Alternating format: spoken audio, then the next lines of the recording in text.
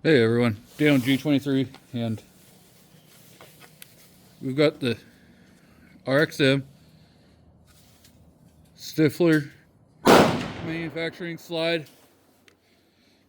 It's got the aim barrel running Norma ammo. We're running it out of a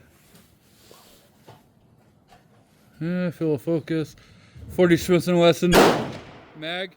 I'm trying to induce failures because people are saying that the Stiffler magazine or the Stiffler slide doesn't run on the RXM, so we're gonna prove it does.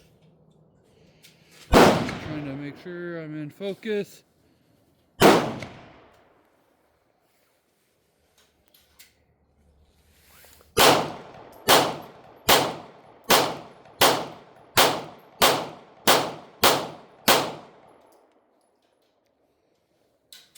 Zero problems.